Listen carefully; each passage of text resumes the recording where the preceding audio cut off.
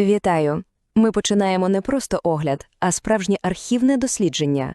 Сьогодні ми будемо проводити, так би мовити, клінічний розтин основоположних міфів та метафізики кібертронського всесвіту.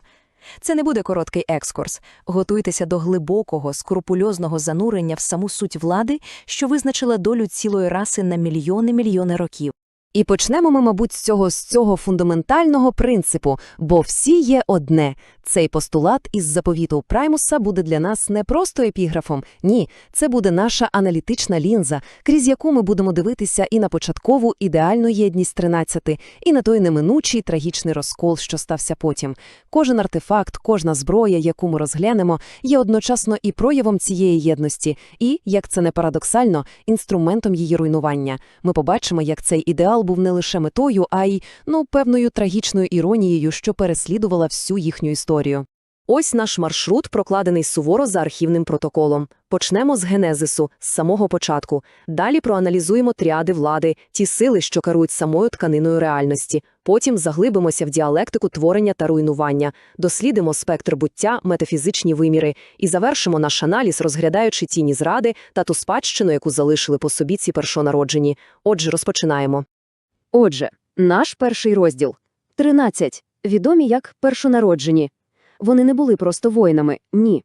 Джерела, особливо заповіт Праймуса, описують їх як, концептуальні розширення самого Праймуса, створені для однієї мети – протистояння Юнікрону. Кожен з них уособлював певний аспект космічного порядку, і кожному було вручено сакральний артефакт, що слугував каналом для їхньої, без перебільшення, божественної сили. Але перш ніж ми перейдемо до артефактів, ми маємо розібратися з фундаментальним питанням – а хто, власне, такі самі трансформери? Ось ця таблиця ілюструє первинний, фундаментальний розкол у їхній космогонії. З одного боку, маємо міф про Праймуса, який розробив Саймон Фурман для коміксів Марвел. Це історія про божественне походження, де трансформери – обрані воїни світла. З іншого боку, наратив з мультсеріалу G1. І тут все набагато прозаїчніше. Вони – продукти масового виробництва, споживчі та військові товари, створені расою квінтесонів для своїх потреб. Дві абсолютно несумішні, я б сказав, онтологічні моделі. Зачекай, давай зупинимось. Ця візуалізація приховує цілу війну наративів, яка визначає всю їхню ідентичність. Це не просто два варіанти історії. Це питання про божественне право чи про рабське походження. Вони – нація з божественною місією чи просто раби, що повстали.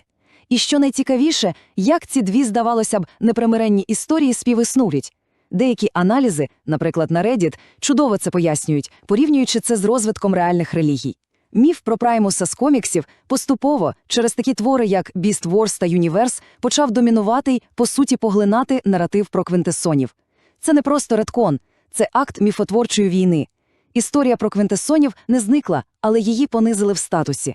У пізніших версіях квінтесони завойовують кібертрон, а не створюють його. Таким чином, божественне походження перемагає, арабське минуле стає лише епізодом окупації, а не актом творіння. І це має колосальні наслідки для самосвідомості персонажів.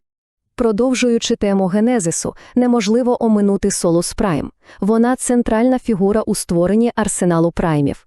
Як майстер-артифікатор, вона, використовуючи свій власний артефакт, знамениту кузню, виковала майже всі інструменти влади для своїх братів. Вона – божественний інженер, точка, де метафізичний задум Праймуса перетворився на фізичні об'єкти неймовірної сили.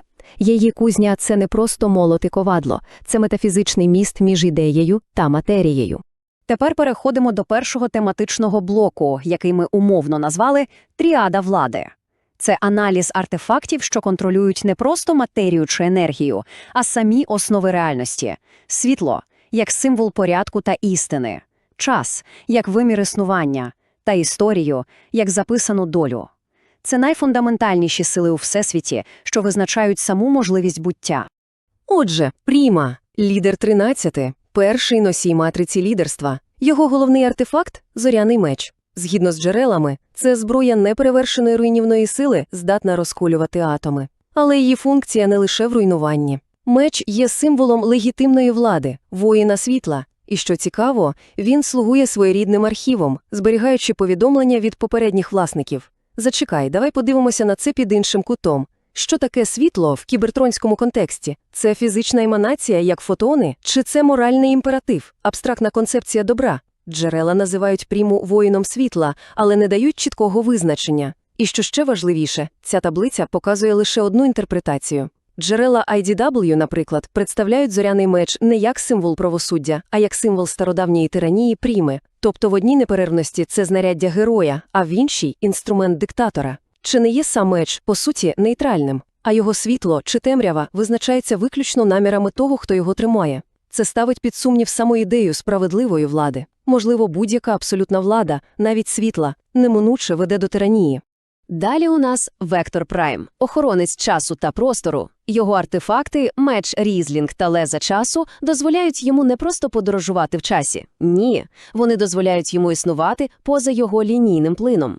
Він може спостерігати за всіма можливими варіантами майбутнього і минулого одночасно, переміщатися між вимірами. Джерела називають його мультиверсальною сингулярністю, тобто він існує в єдиному екземплярі у всіх паралельних всесвітах. Ну, ми розщепимо цей концепт на дрібніші деталі. Мультиверсальна сингулярність. Що це означає на практиці? Це означає, що існує лише один вектор прайм для нескінченної кількості всесвітів. Якщо він втручається в одну часову лінію, щоб запобігти катастрофі, чи не створює він при цьому незлічені коливання в тисячах інших? Чи не є його саме існування найбільшою загрозою стабільності мультивсесвіту? Його описують як охоронця, але чи не є він, по суті, найпотужнішим джерелом темпоральних парадоксів? Кожен його крок, кожне рішення має наслідки не для одного світу, а для всіх. Це колосальна відповідальність, і будь-яка помилка може призвести до стирання цілих реальностей. Третій член нашої тріади – Альфа Тріон – історик і пророк. Його артефакти – перо та заповіт Праймуса. На відміну від інших, це не зброя в традиційному розумінні. Заповіт – це жива книга, що містить історію Всесвіту від початку до кінця. А перо дозволяє Альфа Тріону не просто записувати історію, а, як вказано в джерелах, писати події, які ще не відбулися, фактично формуючи майбутнє. Стривай. Це найнебезпечніший артефакт з усіх. Якщо майбутнє можна написати, то концепція свободи волі для будь-якого трансформера – це просто ілюзія. Це відкриває перед нами абсолютно новий інтелектуальний коридор для аналізу. Чи була Велика війна, падіння праймів, прихід Оптімуса – все це просто рядками в книзі, написаними мільйони років тому Альфа Тріоном? Чи є героїзм Оптімуса його власним вибором, чи він просто слідує сценарію? Це підриває саму основу моралі та відповідальності. Якщо всі твої дії наперед визначені, чи можна тебе за них судити? Це перетворює всю історію Кібертрона з епічної саги на заздалегідь написану п'єсу. І тоді Альфа Тріон не просто історик, він автор і, можливо, головний маніпулятор у всій історії. Тепер переходимо до наступного розділу, який ми назвали «Діалектика творіння та руйнування». Тут ми розглядаємо двох праймів, чиї артефакти уособлюють фундаментальну космічну опозицію – Солус Прайм – творець та Мегатронус – руйнівник. Їхні знаряддя кузня та реактивний бластер є дзеркальними відображеннями одне одного, втілюючи вічну боротьбу між творенням та ентропією. Мегатронус, пізніше відомий як Полеглий, його артефакт – реактивний бластер. Це зброя абсолютного знищення. Джерела вказують, що він працює як гравітаційний і термальний конденсатор, здатний фокусувати енергію квазарів, наднових і навіть гравітацію чорних дір. Джерело всеохопний аналіз наводить розрахункову пікову потужність 10 у 47 степені Вт. Це величина, що перевищує світність нашої галактики в мільярди разів. Це зброя призначена для знищення богів. Зачекай, перш ніж ми підемо далі, ми маємо деконструювати саму ідею провини. Хто дав йому в руки цю зброю? Джерело чітко каже, її для нього створила Солус Прайм, його кохана. І що саме використання цієї сили породило в його іскрі амбіції, які призвели до її вбивства. Тож питання, чи був Мегатронус злив за своєю природою, чи його зіпсував інструмент, створений з любові? Чи є артефакт просто зброєю, чи він має власну волю? Це класична проблема природи зла. Чи був бластер просто підсилювачем темряви, що вже була в Мегатронусі, чи він сам є джерелом цієї темряви? Їхня історія – це трагедія, де акт творення, народжений з любові, стає причиною руйнування. Наступний розділ нашого аналізу присвячений праймам, які маніпулювали самою тканиною фізичного світу. Це спектр буття, матерія та єдність. Ми розглянемо алхіміка Прайма, який керував елементами, та Нексуса Прайма, який керував самою структурою об'єднання, гештальтом.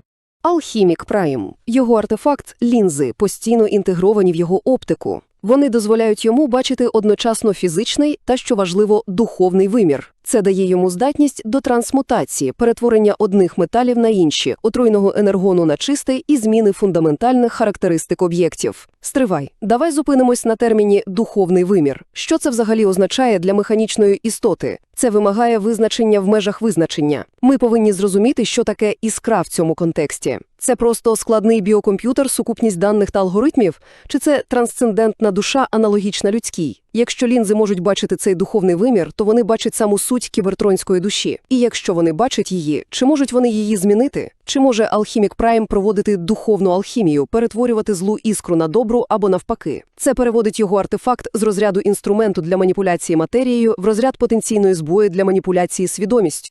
Щоб зрозуміти артефакт Нексуса Прайма, загадку комбінації, ми застосуємо протокол розширеної аналогії. Давайте на кілька хвилин відійдемо від трансформерів і розглянемо архітектуру готичного собору. Це не просто будівля, це інженерне вирішення філософської проблеми. Як впустити божественне світло в масивну кам'яну споруду, не давши їй завалитися. Головний виклик – це вага склепіння, яка створює горизонтальний тиск, що розпирає стіни назовні. Ключовий елемент – це нервюрне склепіння, каркас з арок, що збирає вагу і концентрує її в конкретних точках. Ці точки тиску зовні підтримують масивні контрфорси, а зв'язок між стіною та контрфорсом забезпечують аркбутани, зовнішні напіварки, які ніби кам'яні руки передають цей тиск від стін до контрфорсів. Кожен з цих елементів сам по собі нестійкий, але разом вони створюють динамічну, збалансовану систему. В результаті виникає щось більше, ніж сума його частин – велична, стабільна структура, що прагне до неба. І ось тут ми повертаємося до Нексуса. Подумайте про компоненти комбайнера. Це окремі свідомості, що створюють неймовірний психічний тиск одна на одну. Спроба просто з'єднати їх призводить до хаосу, до божевілля гештальту. Загадка комбінації – це архітектурний план для свідомості. Вона не просто зливає їх, вона гармонізує їхні іскри, створюючи стабільну, нервюрну структуру єдиної свідомості, де кожна особистість, як аркбутан, підтримує ціле, не втрачаючи себе. Вона перетворює групу індивідів на єдиний трансцендентний організм. Ми рухаємося далі, за межі фізичного світу, до сфери метафізики. У цьому розділі ми досліджимо праймів, чиї артефакти працюють з більш езотеричними концепціями, з духовним світом, душею і з самою сутністю зміни, здатністю до трансформації. Це Онікс Прайм та Амалгамос Прайм. Онікс Прайм – перший звірооформений трансформер. Його артефакт – тріптих «Маска». Вона має 3 аспекти. Далекогляд дозволяє бачити крізь простір, хижак – аналізувати слабкості ворога. Обидві функції мають очевидне стратегічне застосування у війні проти Юнікрона, дозволяючи виявляти вразливі точки в структурі бога хаосу. Зачекай. Давай відкладемо тактику і подивимося на третій, найбільш метафізичний аспект – пісня жалоби. Джерела кажуть, що вона дозволяє спостерігати за подорожжю іскри до колодязя усіх іскор і навіть спілкуватися в померлими праймами. Це відкриває перед нами абсолютно новий інтелектуальний коридор. Що таке колодязь усіх іскор? Це просто архів даних, хмарне сховище для померлих іскор? Чи це свідомий потойбічний світ, кібертронський рай? І якщо маска дозволяє спілкуватися з мертвими праймами, чи є вони просто записами, відлунням минулого, чи вони є активними, свідомими сутностями, радниками, що можуть впливати на сьогодення? Це кардинально змінює уявлення про смерть у цьому всесвіті. Смерть може бути не кінцем, а переходом до іншої форми існування. Амалгамос Прайм – перший шифтер або перевертень. Його артефакт – шестерня трансформації або Т-Кох. Саме цей артефакт є джерелом самої здатності кібертронців до трансформації. Він уособлює зміну, адаптацію та непередбачуваність. І ось тут ми можемо провести порівняльний синтез. Джерело вказує, що оригінальна шестерня Амалгамоса давала нескінченну кількість конфігурацій. Він міг перетворитися на будь-що. Це нагадує мені нашу дискусію про кузню Солуцон, яка втратила свою силу. Чи можемо ми припустити, що сучасні Т-коги, які дають лише одну або кілька альтернативних форм, є лише блідою деградованою версією початкової божественної сили? Можливо, здатність до нескінченної трансформації була втрачена або розбавлена при масовому копіюванні цієї технології для всієї раси. Це означає, що вся раса живе з обмеженою версією сили, яка колись належала одному з їхніх прабатьків. Ми входимо у фінальний розділ нашого аналізу. І тут ми розглянемо найбільш складних і морально неоднозначних праймів. Тих, чиї артефакти пов'язані з неконтрольованим творенням, хаосом, маніпуляціями і нарешті з таємницею останнього, 13-го прайма. Квінтус Прайм – вчений і мрійник. Його артефакт Емберстоун давав йому здатність створювати життя. Його місією було засіяти галактику новими формами життя, і саме він, згідно з джерелами, створив расу квінтесонів, яка мала допомагати праймам. Але історія його творінь змушує нас поставити незручне питання. Джереля називають його мрійником і перфекціоністом, але його творіння, квінтесони, у підсумку поневолили Кібертрон, що повертає нас до нашої початкової дискусії. Чи це трагічна іронія, чи логічний наслідок неконтрольованого творіння. Історія Квінтуса – це застереження про небезпеку гри в Бога. Він створив життя, але, схоже, не подбав про моральні орієнтири для своїх творінь. Чи несе творець відповідальність за злочини свого творіння? Це питання Франкенштейна в космічному масштабі. Квінтус хотів досконалості, а отримав тиранію. Еліж Максімо – майстер маніпуляцій та обману. Його основний артефакт – ліжійські дротики. Це зброя, наповнена токсинами, що викликають параліч, галюцинації та підпорядкування волі. Але подивіться на вторинне знаряддя – слизький язик. Це метафора, але вона є ключем до розуміння його справжньої сили. Дротики – це лише фізичний прояв його головної зброї – маніпуляції. Він не перемагає силою, він роз'їдає систему зсередини, сіючи недовіру та розбрат. Джерела прямо вказують, що саме його слова і підступи, а не бластер Мегатронуса, насправді стали причиною вбивства Солус Прайм. Він створив ситуацію, в якій Мегатронус натиснув на гачок. Це демонструє, що найпотужнішою зброєю у всесвіті може бути не та, що руйнує тіла, а та, що отруює розум і руйнує довіру. Слово може бути смертоноснішим за будь-який бластер. І ось ми підійшли до фіналу. 13-й Прайм, чия ідентичність завжди була оповита таємницею. І цей слайд ініціює наш найбільший сегмент візуальної реконсиляції. Ми маємо два абсолютно протилежні канони. У Aligned Continuity, зокрема у серіалі Transformers Prime, 13-й – це Optimus Prime. Він був медіатором, що об'єднав братів, а потім переродився у звичайного робітника Оріона Пакса, щоб згодом знову стати лідером. Зачекай, давай зупинимось. Це не просто розбіжність у лорі, це фундаментальна зміна парадигми. Давайте розберемо наслідки. В одній версії Оптімус – це обраний месія, що повернувся. Його велич закладена в ньому від самого початку. Це історія про долю, про повернення короля, про аристократію духу. В іншій версії з фільму Transformers One 13-й – це Зета Прайм, а Оптімус, він же Оріон Пакс, звичайний шахтар, робітник без особливих прав, який заслужив свій статус завдяки своїм вчинкам, своєму характеру та самопожертві. Яка версія має більшу драматичну вагу? І що це говорить про погляди авторів на природу героїзму? Героїзм успадковується чи здобувається? Друга версія – це демократичний міф. Історія про те, що будь-хто, навіть найпростіший робітник, може стати найбільшим героєм. Це два абсолютно різні філософські підходи. І вибір між цими версіями – це вибір між двома різними ідеологіями, що лежать в основі всього їхнього суспільства. Ми завершуємо наш розбір цим відкритим питанням. Артефакти були створені як інструменти порядку для боротьби з хаосом. Але саме ці інструменти стали причиною першого вбивства, зради та війни, що триває мільйони років. Чи була це помилка в дизайні самого Праймуса, чи він свідомо дав своїм дітям зброю, знаючи, що вони можуть використати її одне проти одного, бо без можливості вибору зла не існує і справжнього добра? Це питання, на яке немає однозначної відповіді. І воно залишається в основі всієї трагедії кібертронської історії, центральним, нерозв'язним парадоксом їхнього існування.